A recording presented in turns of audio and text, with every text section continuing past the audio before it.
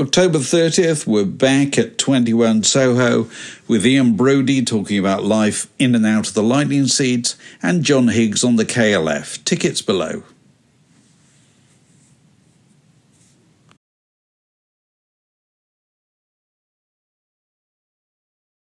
Well, welcome to another edition of Word in Your Ear. When I was at the NME in the late 70s during the second coming of Liverpool, we used to be sent up there pretty much weekly to collect the thoughts of the various bands that were making the running. And it's an absolute joy to find that 44 years later, the guitarist of one of them has the second volume of his memoirs out. Both of them Sunday Times bestsellers, Bunnyman and Echoes. Really lovely to see you. Hello, Will. How are you doing? Will Sargent. Nice one, thanks, Grace. Good. Time, wasn't it? Where do we find you? Yeah, I'm living it's sort of between Ormskirk and Southport in the sort of fields. Fields. You know. Excellent. So you must be thrilled with the sales, with the success of the books. They've both been bestsellers. Yeah, it's amazing, really, because, I was rubbish at school and wasn't interested. I was interested, but there was too much other stuff going on, where, throwing mud at each other and stuff like that. It was kind of, school was not, it was not seen the way it is seen now, I don't think. It was just like somewhere you had to go, and you had to sort of put up with it. In our class, anyway, nobody wanted to be there. Even the teacher.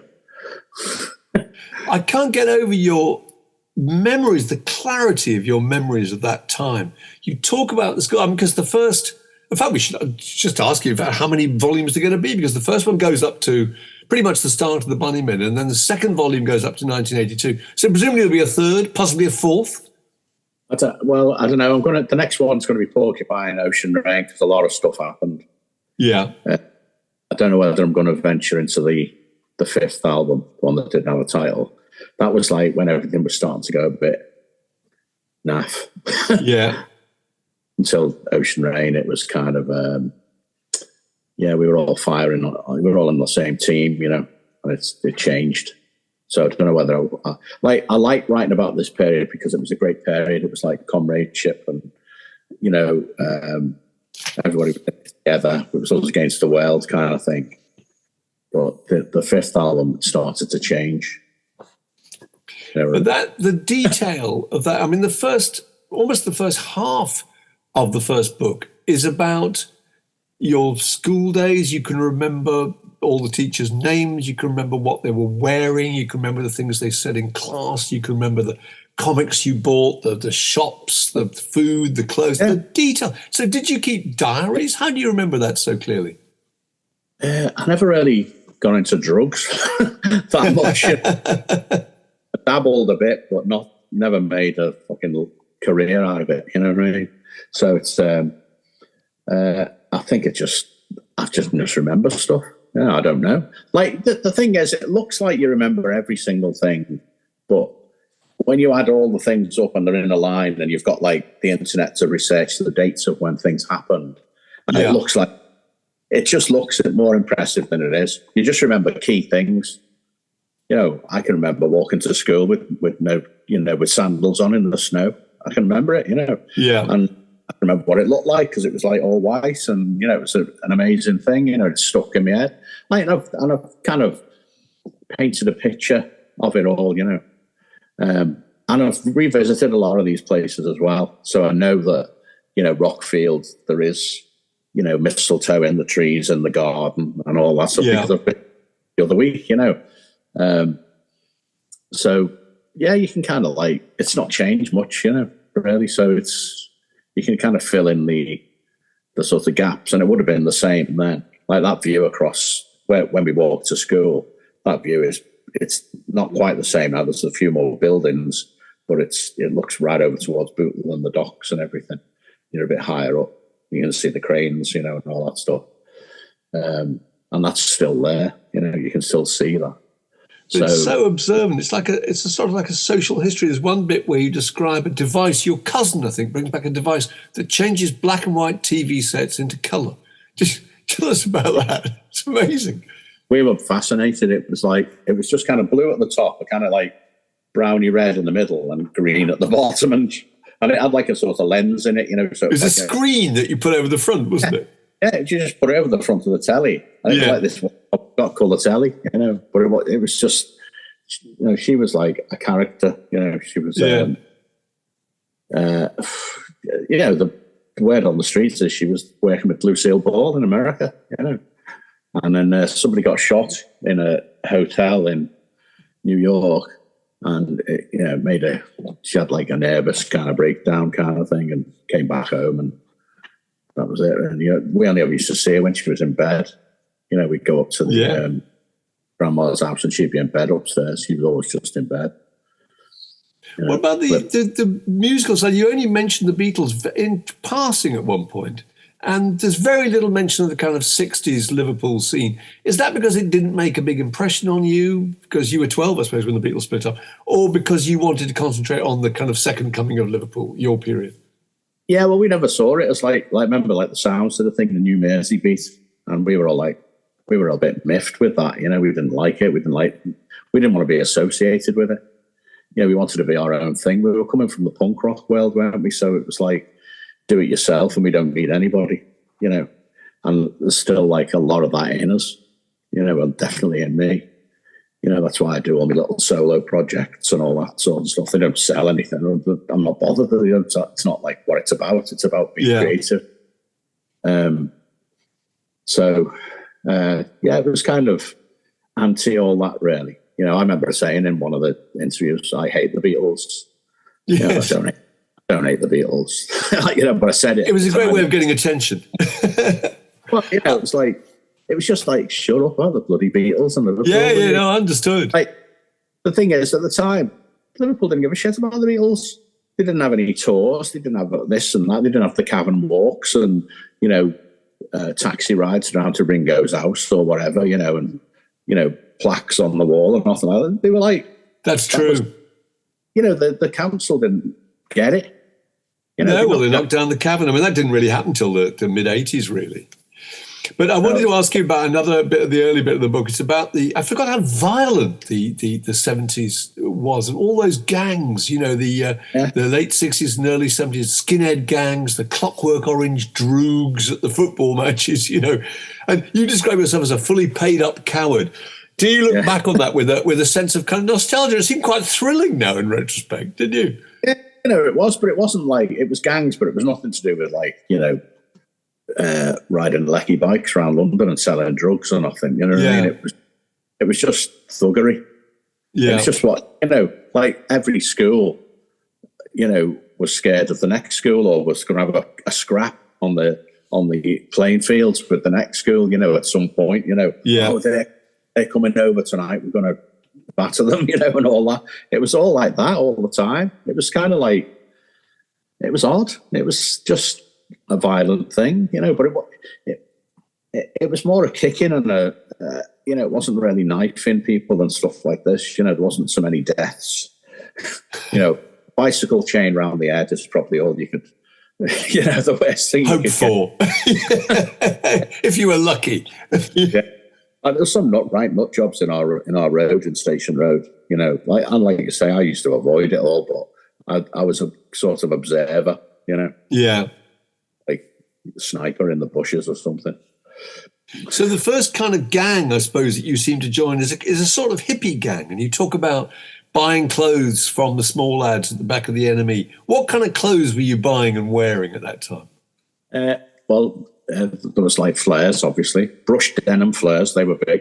Then you could even get like a denim long coat with like a fairy collar. I had one of them. And like Air Force coats, they were big. Yeah. But I used to inherit a lot of stuff off the lads over the road, the Mazenko boys, because they used to buy all that. They had like jobs and stuff and money. So they'd buy all this stuff, get fed up with it, and I'd get it for like a song, or a couple of records or something, So we had all, it was always Wranglers then. Yeah, Wrangler jeans. Yeah. It wasn't really Levi's. Still flying the flag. It was more Wrangler jackets and things like that. Loon pants, they were big. and wide, 30-inch bottoms. It was all about the inches, the inchery. You had to I get remember that. Like having 24. bigger flares to the next guy. Yeah. Well, I used to love, like, was walking down the street. I used to love watching them flowing in the wind like this, like big litany loons or whatever. I used to think they were really cool. I like platform clogs on, nearly breaking my ankles. I love all the groups that you talk about. I wanted to ask you about three of them actually in particular, who obviously made a really big impression. One is Jethro Tull. You talk about Jethro Tull, how much you loved them, and I did too. The Stand Up album and all that. What was it about Jethro Tull that was so enthralling? I don't know. It's like they had like this sort. They were obviously a really good band, dead tight, and could play amazingly. But they had this sort of cross between folk and blues that was quite B40 in a way. Yeah, like that song for Jeffrey is very B40, I think, and I know that they were kind of mates because they did touring together, B40 and but it was all coming from that bluesy stuff. But it was kind of it wasn't. It just seemed to be a bit different, and I loved the look of them. On top of the Pops when he's doing all that gaining and all that. And he's got that dead long coat on with the great collars and everything. It was a lot of it's to do with the clothes and. I don't want to mention the codpiece. But you know what I mean? Let's kind of skip that. I know.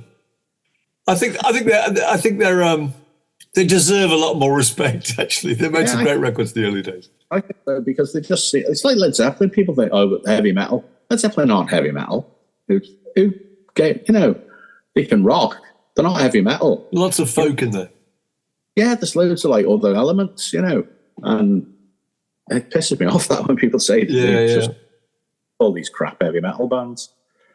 There's a great passage where you go to see Slade, I think it is, but you're really interested in the sport band Status Quo.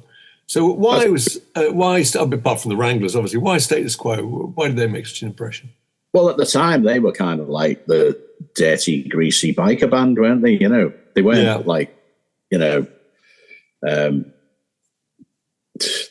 way they became sort of like, they call it dad rock or whatever. It wasn't like that. It was like they were a heavy band. They were, heads down, no nonsense, mindless boogie kind of thing, And it, like, we'd all gone to see them. We loved like, In My Chair and, Down to the Dust Pipe and all them sorts of things, I think Pile Driver had just come out. Yeah. So it was Paper, big one at the time, But it's just that sort of, that rock thing, it's kind of, it was just solid, and they were great. They were fantastic. But then, like, Slade came on and they sort of blew them off, because they were even even better. Maybe it was just, I don't know. They were like, because we hadn't gone to see Slade. Slade, but to us, were like a skinhead sort of pop band and wearing mad clothes and all that, and a bit like glammy and a bit crap. But they were bloody good. And I've got loads of Slade albums now. It's interesting that you talk about so many of these really theatrical bands. We're going to get onto the Bunnymen later, because your kind of stage act, as it were, was actually very, very, very, very restrained. But the Sensational Alex Harvey Band is another one, which I remember seeing too. In the early 70s. I thought they were fantastic, actually. Yeah. What did you like? Well, just the sort of comic book aspect of them. They seemed like, in them days, to be in a band was like, it was like you were a superhero or something. You were something else. It wasn't, I'm sure people think of the same thing now when they're like 13 or whatever, but it was, it just seemed like unobtainable, and they just seemed like special people. Like, I get it, people come up to me and they're all like, and I'm like, well, I'm just like you, I'm just a bloke, But they were just out there and kind of interesting, and I loved all that comic book stuff, and Zal Clemenson with his jumpsuit on and all that sort of stuff. I like people that put on a bit of a show, even though we don't particularly. Kind of like just stand there and look miserable. So Dr. Feelgood again is another one, isn't it? You're absolutely enthralled by Dr. Feelgood. I haven't got the guts to, don the fucking jumpsuit. You know what I mean? Yeah. I'm like bombs. But it was something about it, and it came from Bowie as well. All that sort of androgynous clothes, and it was just so strange, wasn't it? For them, yeah. And they were another band. They were dead tight. They could play really well. They didn't have too many kind of wanky solos either. They were kind of a bit, I've just got a Gibson SG. Somebody gave it me and I made up because I feel like Zal Clemenson. That's what he used to play, Yeah, I thought they were wonderful, actually. Yeah. You went to see Roxy Music, and there's a bit where you and various others are kind of cheering Eno, much to the chagrin of Brian Ferry. But that's an interesting thing, because that's a real division in kind of rock music taste, isn't it? At that time, the people who really responded to electronic music. So why did that have such an appeal for you? He was just that otherworldly, wasn't he? And he didn't do a lot. He sort of just pounced around at the back with feathers and twiddle knobs. And he had a tape player. He had a box tape player, and he'd mess around with that and put sound effects going through stuff. And it was just, wow, you don't have to play a guitar to be in a band, And it was just so special. And Roxy Music are them first, half a dozen LPs are great, aren't they? And the first two with Eno on, they're obviously my favourites, And I've followed Eno ever since, and I just think he's such an innovative bloke. Yeah, but we were all chanting, Eno. I'm like, right. I don't know whether that was the spark that led to him getting the elbow or what, but it was definitely, this town ain't big enough for the both of us. Absolutely. The Eric's is Eric's club in Liverpool plays a really important part in the book. I remember going there in about 1980, I think, to see you guys and the Teardrops and big in Japan. But I mean, it's a little bit like the Two Eyes Coffee Club or the Cavern or CBGB's or whatever. It was a very, very important kind of nerve center for the city, wasn't it? How did that come about, do you think? Well, it started off as a kind of blues, kind of jazz club, I think. And then it sort of just, because the bands were, sort of appearing left, right and centre, all these, Wire and the Pistols or whoever, and they started sort of just filtering in, and it became a thing, it just became the place to see them bands. And there was another punk club called the Swinging Apple, but they didn't have bands on, or they didn't seem to. And I think that was a little bit later though. Eric's were right on the ball, 76. They had the Pistols on and the Runways and Stranglers and all them lot, But I wasn't going then. I didn't go. I only went sort of spring. But it had a real reputation for having kind of really experimental groups and art groups. You talk about seeing Pere Ubu with smashing the pig iron spike with a lump hammer, that kind of thing. So there was. Did you ever see them do that? No, I didn't know. Had this great big it was the beginning of My Dark Ages or something like that.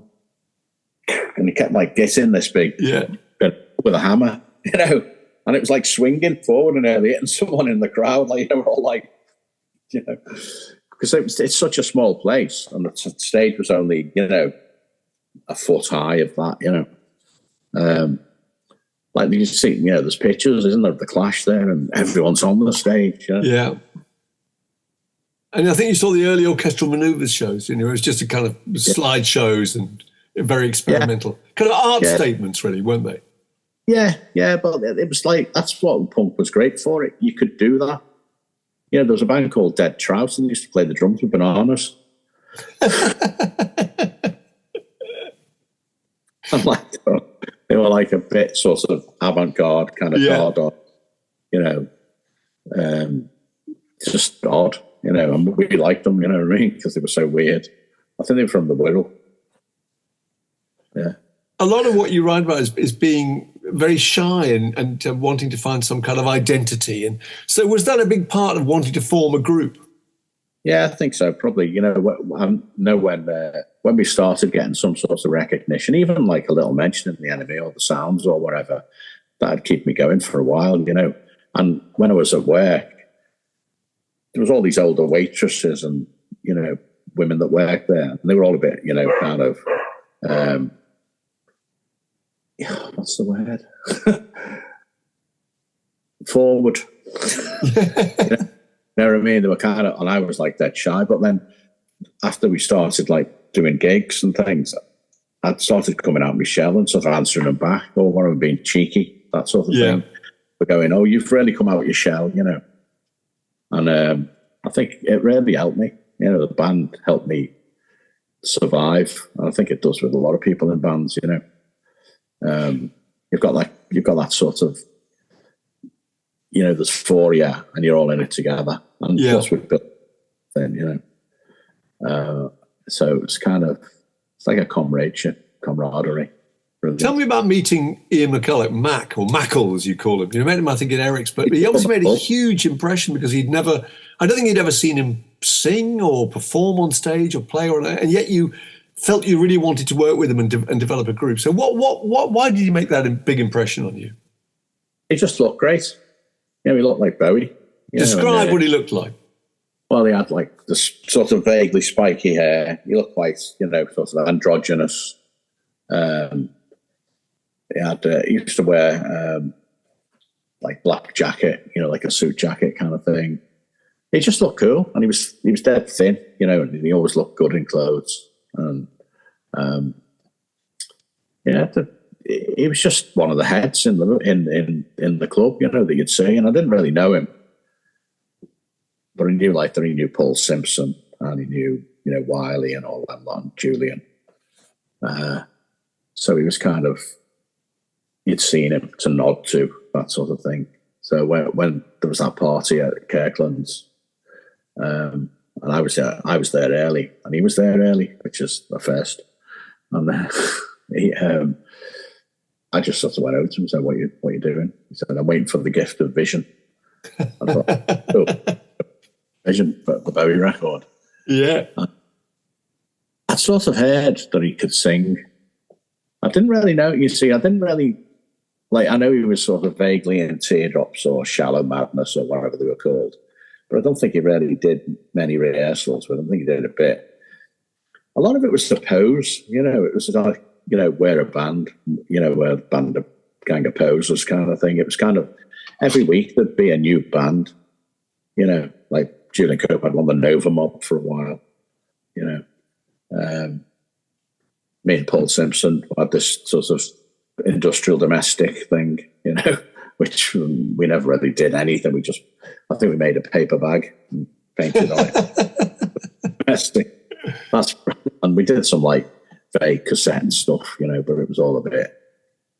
There's a lovely section about you writing songs with Mac when you start trying to write songs. It's really interesting because you say that, by your own admission, that you're not technically very good. You're a real amateur musician, and so you're aiming, I suppose, for sort of atmospheres, for sounds, rather than traditional song structures. Is that right? Yeah, but it's just, I wasn't thinking, oh, I'm not a very good musician, I'll aim for atmosphere and sounds. Yeah. It was just a thing. It was kind of, this is what I'll do, you know. I never really think about it that much. I just let it happen. It's weird, you know. I don't know where it comes from. It just sort of happens. And I don't like to analyse it too much in case it goes away.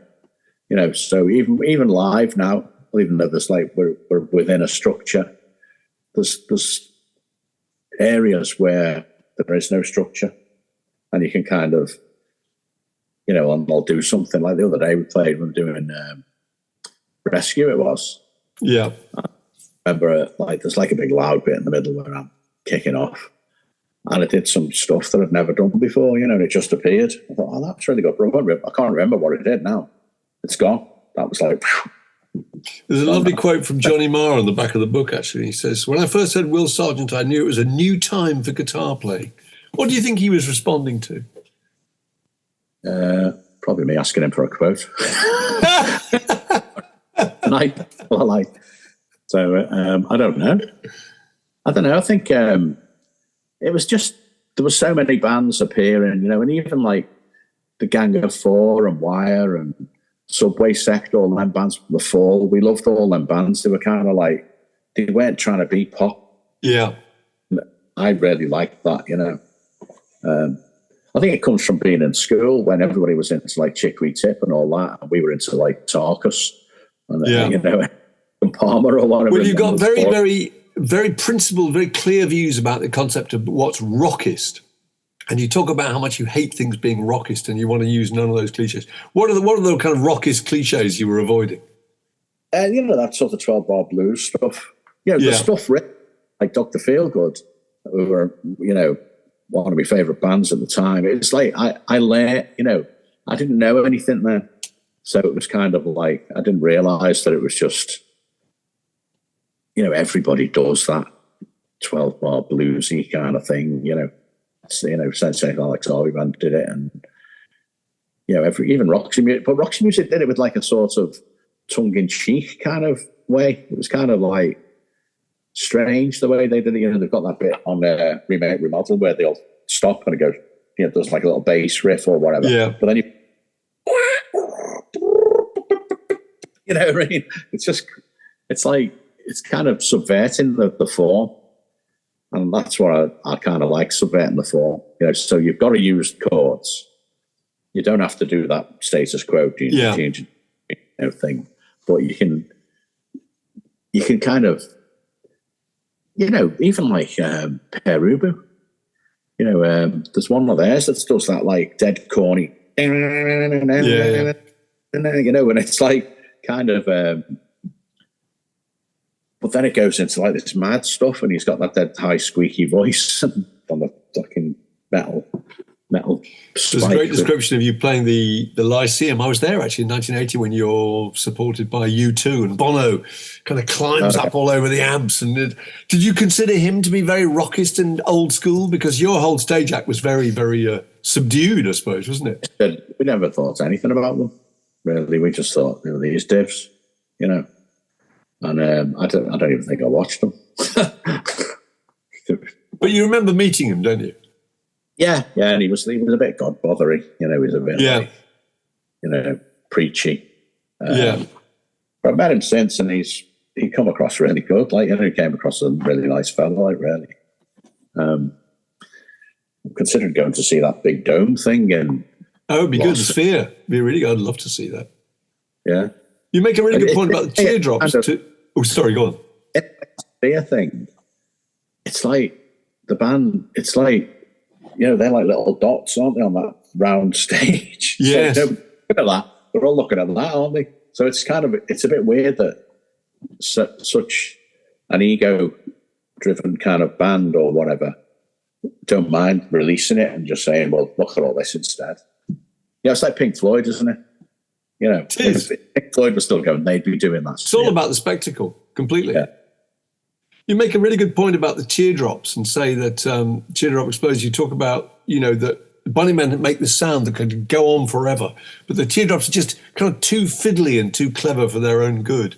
So they had a sort of jazz vibe, from Julian's. It was kind of like too smart arse somehow. Yeah. I think he tried to get rid of that later on when he did his solo stuff, trying to get a bit more garage bandy or whatever. But they were always a bit too, not for me. I quite liked it when Paul Simpson was still in it, and it was a bit more like Can or something. It was just strange, And Mick Finkler, he was really good. But they got, Paul left, and then Mick Finkler got the elbow. It's like you get session people in that. It was just strange and weird. Why do that? Why do you think it took off so fast for the Bunnymen? Because was it to do with you being played on Peel, or was it the press you were getting? Because, you talk about the other Liverpool bands being rather envious of your immediate success. Why did it happen so quickly? I don't know. I think it's a combination of just the sound and like Mac looking so, good. Yeah. And overall, like Les looked amazing as well, and Pete, I was the little ugly one. Well, when I look at pictures now, I think, no, it wasn't. Not remotely. It's amazing how important those pictures were. You went to Iceland, didn't you, for Porcupines? That amazing ocean rain shot, I think, in Cornwall. I mean, who was it who realised the value of those album sleeves in promoting the concept of Echo the Bunnymen? A lot of it, Rob Dickens, that one, he was like, he wanted Brian Griffin to take the photos. Yeah. And then Brian got this kind of Dada kind of aesthetic, if you like. So he doesn't think like a normal rock photographer. He sort of just, one of his first things is that Joe Jackson cover where it's just a pair of white winkle pickers. That's right. And the rep company hated it. Like, if I'd have known that he'd done Joe Jackson, I'd have been, well, not having him. You know what I mean? Because that Joe Jackson was not in my cool pamphlet. So, but yeah, Brian Griffin was instrumental in a lot of that stuff. He thought of them ideas. They're incredible pictures. And the press, I mean, you were never out of the papers, and yet, weirdly, Mac was really the only one that people tended to interview anyway, but he was very uncooperative and grumpy, wasn't it? Do you think that was your press agent, Mick Houghton, was an old pal of ours, kind of, I think, used that as a positive, didn't he? That was the character of the group. Well, it makes you more desirable if you're not as easily, available. Yes. We wish we could get there, So it's kind of, what it reminds me of? It reminds me of like Spandau Ballet, right? When they started up in London and they were doing them kind of parties and things. And there was like a mystery about them, and like you can't get in or whatever, They were doing like these kind of, I don't know where was it, the Beetroot or somewhere? That's right, it was, yeah. Some club in London or something, and it felt like amazing, I can remember like really liking that, our first single, the 12-inch, has got the big long, what is it called? It's got like a dead long 3-minute intro, just like this riff on a synth. I remember really liking that. And there was something like that, something about that where, unobtainable kind of thing that makes you more interested. Yeah. I think, do it, Bowie did it. Yeah. But we weren't sort of purposely, I don't think we were purposely doing that. We were a bit snotty as well, and we thought that all the press people were dibs, you're going around with like a notebook in your gas mask case and the wine you're starting a band, you know what I mean? So there was a bit of that, and we felt like we were above everybody. It was total, it's arrogance. Well, it worked. Yeah, it worked. It really worked. I love all the descriptions of going to America the first time, because it's the most wonderful, fresh kind of observation of what that was like. People hadn't been touring America at that time much, and everything about America, we didn't know much about America. Everything about American life was thrilling. Why do you think the Americans were so obsessed with British bands? Because they were, weren't they? And they all the adored the Bunnymen. Yeah, all the American bands were getting the ump. It seemed like, that they couldn't get gigs and things, and I remember speaking to, I think it was some bar, I think it might have been Green on Red or something like that. And they were like, you can't get us played on the radio. You've got to be British to get on the radio, on the college radio. I don't know. I think it was just because there was such a big influx, and because the British punk scene was completely different to the American punk scene. Like, really, what have you got in the American punk scene? It all came later, didn't it? It was all like X and, what's it called? Holiday in Cambodia geezer, Dead Kennedys. Yeah. They seemed to, after our first wave, all right, there was the Ramones, but they were... It's a different kind of punk, though, isn't it? Yeah, it was. I was thought of them as like Status Quo with drain pipes. Well, I love the get me wrong, I love them. You know, Yeah. I went to London to see him. London, aye.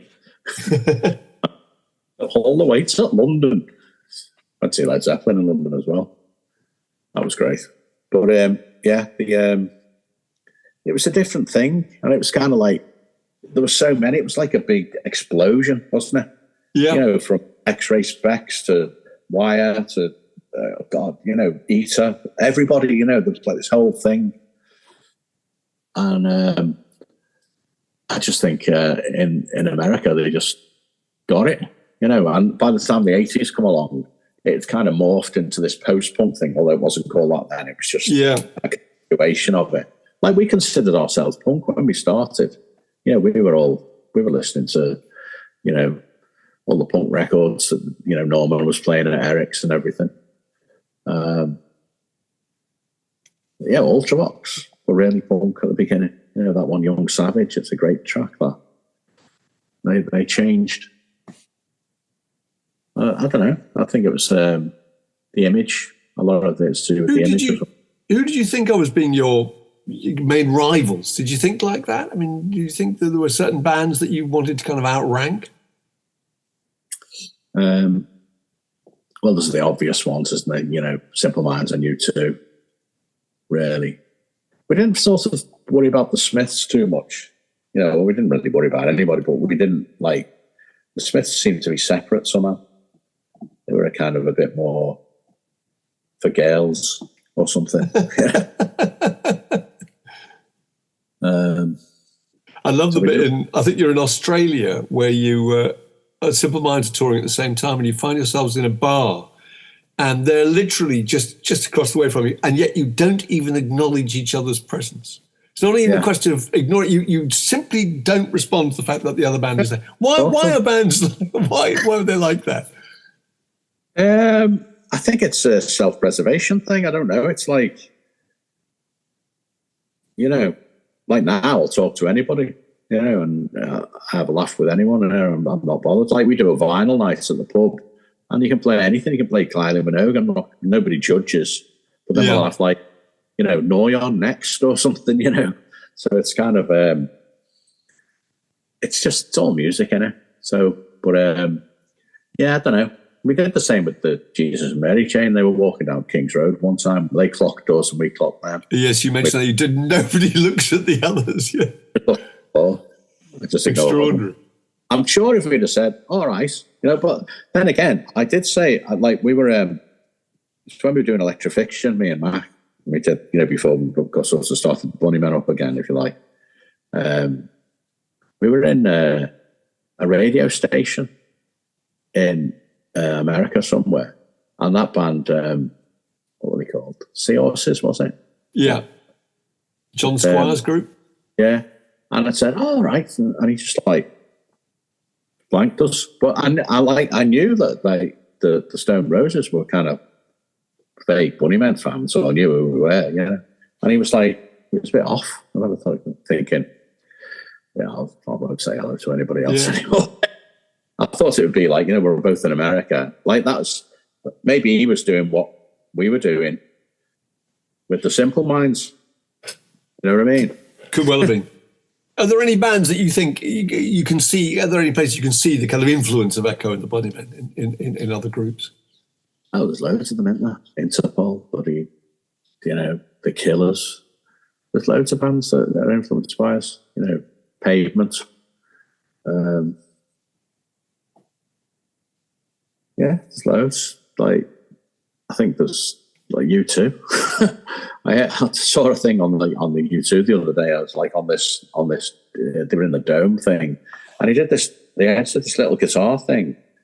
I went, that's just like me. That it was like a little diddle thing that I do. Very flattering. Yeah, it's cool. Like, you know, I thought that's all right. Is there anything you would have done differently if you could do it all again? I think we should have not. We should have tried to persuade Mac not to leave somehow, but he was like adamant. You know, I think that was a bad move, and you know, it led us to start, you know, going on with a different singer and all that. it was all craziness. A lot of that was to do with the bloke at the label. Yeah. Rob, he said, "What are you going to do?" He said, "Why don't you get another singer?" And we were like, "Well, that's something your auntie would say, isn't it?" You know. But because he'd said it and he was like the head honcho at Warner's or whatever, we thought, well, yeah, let's try it. It might work. You know. It's a very sore point still. I'm sure. So the audience, you're still playing now, and in fact, you've got a date coming up in America soon. You know, to the audience, are there still the great coats and the vertical hair in the audience? There's not so much vertical hair as, you know. There was a guy at Smash Hits when I was there who was obsessed with the Bunnymen, and he used to have Mac's hair, and the way he kept it vertical was with raw egg and orange juice. Oh, right. How did Mac keep his hair vertical? He used Coca-Cola, I think. You know, Elnet. Yeah. Yeah. Well, we all had good hair. We all had interesting hair. Les's quiff was amazing. Yeah, it was. Yeah. It's stupendous. And Pete had his kind of schoolboy floppy fringe, floppy side part. Yeah, it was. Well, you got the American tour. You know, there will be presumably the third volume coming out soon of the memoirs. Well, I've already started compiling things I want to write about, and there's loads because, you know, we recorded in Paris. Me and Les were cycling around Paris. You know, in between, you know, we'd go from the hotel to the thing and the studio, and it was just, you know, we went on a holiday to Russia, me and Les, and Bill Butts, our lighting man, and Jake. We all went to Russia in 1983 on holiday. That's when the Cold War was properly on. Yeah. It was kind of like an indoctrination kind of thing. We had to go on these sort of politically motivated tours. You know, every day we were doing something we had a chaperone. We went in this bus and we'd go see, I don't know, the mass graves at Leningrad or whatever, you know. We'd go to Lenin's house where his grandma's house, or exiled and all this sort of stuff, you know. Those memories seem so valuable now. It's a really important part of it. It has real historic value. Yeah. Like, which I thought I felt that very much particularly about your first book about the 60s, which is terrific. Well, they're both terrific, and we look forward very much, Will, to the third one. And very nice to talk to you. Echoes, there it is, available in all good bookshops, as is Bunnyman. Well, it's lovely to talk to you, and we'll see you soon. Many thanks.